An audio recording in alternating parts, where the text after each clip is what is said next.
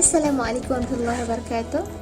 Hai, nama saya Nurul Hanis binti Muhammad Kamil.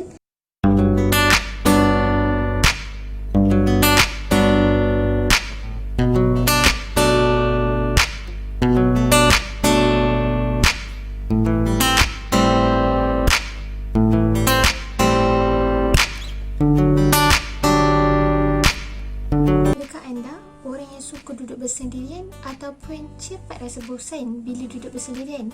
Ataupun sesetengah waktu anda suka duduk bersendirian dan ada sesetengah waktu anda suka untuk bersosial dan berkawan dengan orang? Persoalannya, kenapa ada individu-individu seperti ini? Hari ini saya akan mengupas 3 personaliti. Secara umumnya, personaliti terbahagi kepada 3: introvert, extrovert dan juga ambivert.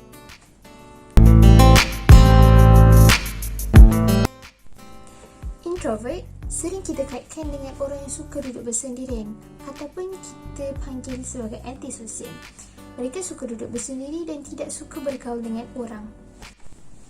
Extrovert pula kita boleh fahami dengan seseorang yang mereka suka bersosial, bercakap, berbual dan suka berjumpa dengan orang yang baru.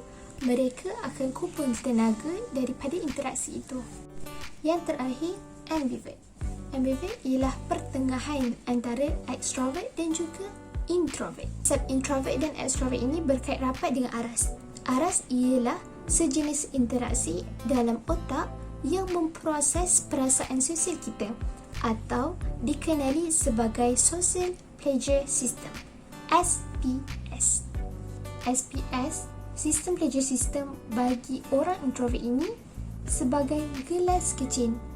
Walaupun dituang air di dalam kuantiti yang sedikit, sudah memadai untuk memenuhkan gelas.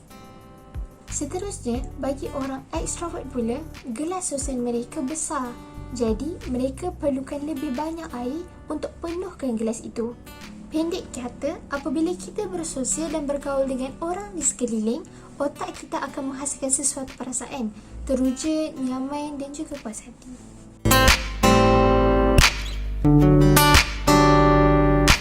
Jenis pertama, introvert tertutup. Tertutup di sini bermaksud mereka jenis tenang, rasional, mempunyai ciri-ciri kepemimpinan dan sangat menjaga kata-kata, dan mereka boleh bersosial tetapi secara minimum. Tertutup dalam konsep ini adalah mereka bercakap apabila perlu, dan apabila mereka bercakap, semua orang akan terpegun dengan mereka. Introvert cepat cemas ini diklasifikasikan sebagai orang yang tak boleh bersosial, cepat gemuruh, takut bercakap di hadapan orang ramai, tetapi kebiasaannya orang sebegini mempunyai kawan yang sangat-sangat rapat. Kategori ini distimulasikan dengan panca indera. Mereka suka untuk berjumpa dan bersosial dengan orang baru kerana mereka dapat melihat dengan mata orang tersebut, mendengar suara orang tersebut, dan ini merupakan suatu kepuasan buat mereka. Seterusnya, extrovert pemikiran. Mereka suka bersosial tetapi dengan tujuan, seperti perbincangan berkumpulan. Mereka ini sesuai untuk dijadikan ketua.